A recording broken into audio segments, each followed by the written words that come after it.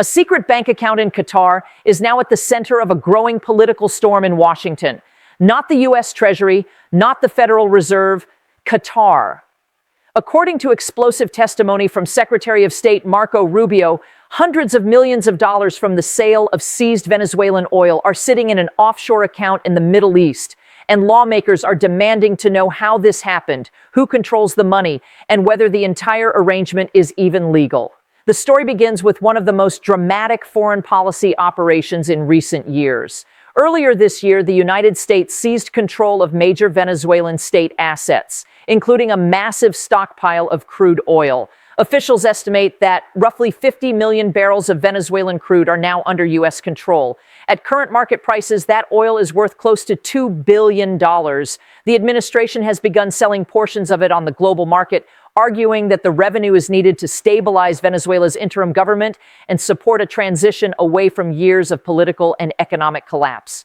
The first sale alone generated $500 million. But what happened next is what has ignited outrage on Capitol Hill. During a Senate Foreign Relations Committee hearing on Wednesday, January 28, 2026, senators pressed Rubio on where the proceeds from that sale were being held. Rubio confirmed that while $300 million had been transferred into vetted Venezuelan banks to pay for essential services such as healthcare, policing, and basic government operations, the remaining $200 million was sitting in a bank account in Qatar.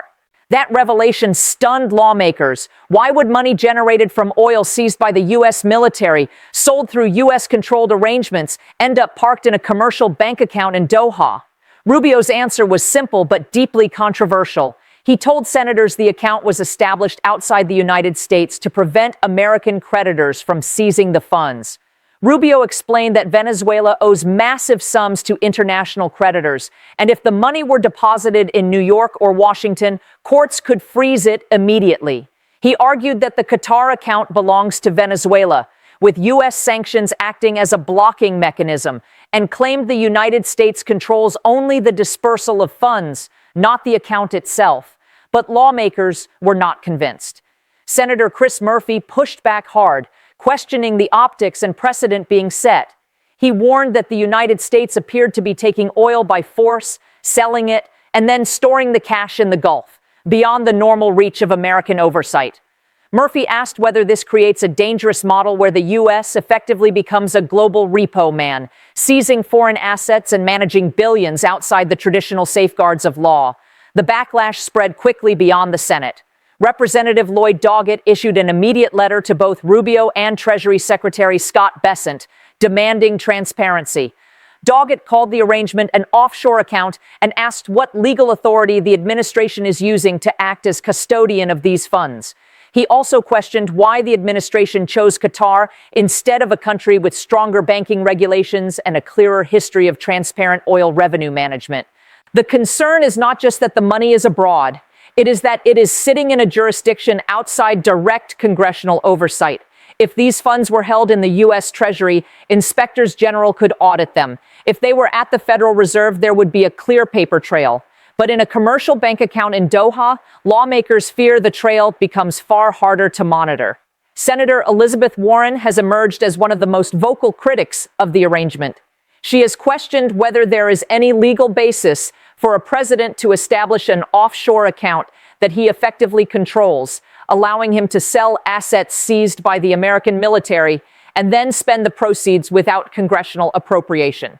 Warren is now probing major U.S. financial institutions, including J.P. Morgan and Citibank, to determine whether they were approached to handle these funds and refused. If U.S. banks declined because the legal risk was too high, critics argued that the decision to move the money to Qatar becomes even more suspicious. At the heart of the administration's defense is Venezuela's crushing debt burden. Venezuela owes an estimated $170 billion to international creditors. That includes bondholders on Wall Street, multinational oil companies whose assets were seized during the Chavez and Maduro years, and foreign governments seeking repayment. If the $200 million had been deposited in New York, creditors could have filed immediate motions to garnish the funds. Judges could freeze the money for years while litigation plays out. Rubio argues that would make it impossible to use the proceeds for stabilization, humanitarian support, and rebuilding Venezuela's shattered institutions. In this view, Qatar serves as neutral ground. By keeping the money outside U.S. jurisdiction, the administration believes it can protect the funds from American court orders and ensure they reach the interim Venezuelan government. But critics warn this is exactly the problem. By placing the money offshore, the administration may be bypassing the normal checks and balances that govern federal financial actions. Normally, seized assets are frozen until a political resolution is reached. Actively selling foreign sovereign oil and spending the proceeds is an extraordinary step, one that typically requires congressional approval. The legal questions are now multiplying. Constitutional experts note that the administration may be relying on the International Emergency Economic Powers Act, which grants the president broad authority to regulate commerce after declaring a national emergency. A national emergency regarding Venezuela has been in place for years. However, regulating commerce is not the same as seizing sovereign assets, selling them, and parking the proceeds in a third country. Critics argue this goes far beyond traditional sanctions enforcement. It may represent a new form of self-funded foreign policy, where the executive branch generates its own revenue stream without touching the U.S. budget. That alarms lawmakers because it threatens Congress's power of the purse. If the government can seize assets abroad, sell them, and use the money to fund preferred foreign governments without congressional appropriation, Congress loses one of its most fundamental constitutional authorities. The scale of the operation is another reason this story has exploded. The hearing focused on the $200 million currently sitting in Qatar, but that may be only the first installment. Reports indicate the U.S. controls 50 million barrels of Venezuelan crude. The $500 million sale was only the first tranche. That means another $1.5 to $2 billion could be coming down the pipeline. The question now is, where will all that money go? If the Qatar account is the pilot program, critics fear the rest of the billions will follow the same path, creating what some lawmakers describe as a shadow budget controlled by the State Department and the White House. Representative Doggett's letter raises another terrifying possibility: corruption. Venezuela's history is marked by the looting of state wealth, with oligarchs and elites siphoning billions out of the country during years of authoritarian rule. Lawmakers are asking what safeguards exist to ensure that a new interim government does not repeat the same pattern. Rubio testified that the United States audits the spending and that interim leaders submit monthly budgets. But without independent auditors on the ground, critics argue Congress is being asked to simply trust the administration's word. Treasury Secretary Scott Bessent has attempted to frame the arrangement as purely technical. He has said the U.S. is acting only as a banker, not directing the funds. But lawmakers warn that if the United States decides when the money is released and who receives it, then the U.S. is effectively exercising ownership. That opens the door to serious legal exposure. Creditors could argue that because the U.S. seized the oil, arranged the sale, and controls the dispersal of proceeds, the U.S. government is the de facto owner.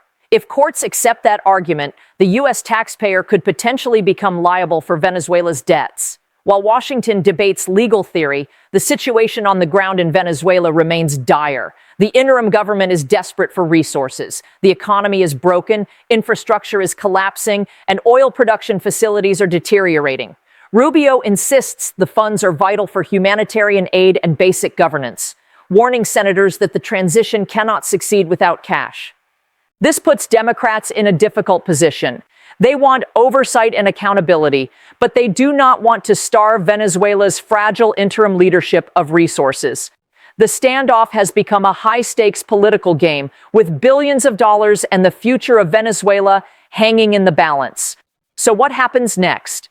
First, major banks are expected to respond to Warren's inquiries by January 29th. If they confirm they refused involvement, the controversy will deepen. Second, the House Oversight Committee is unlikely to let the matter go. Subpoenas for Treasury officials involved in setting up the Qatar account are now a real possibility. And finally, the fate of the money itself remains uncertain. Will the $200 million stay in Doha, protected from creditors, but beyond congressional reach? Or will political pressure force the administration to move it into the United States, where lawsuits could immediately freeze it? Marco Rubio's testimony has exposed what many are calling Pandora's box. A secret account is no longer secret. The battle over Venezuela's oil billions has only just begun, and Washington is now confronting a question that reaches far beyond one country's crude. Is this a genius geopolitical maneuver to protect funds for a democratic transition? Or is it a dangerous legal loophole that undermines transparency, oversight, and the constitutional balance of power? The answer may determine not only the future of Venezuela, but the future limits of American authority on the global stage.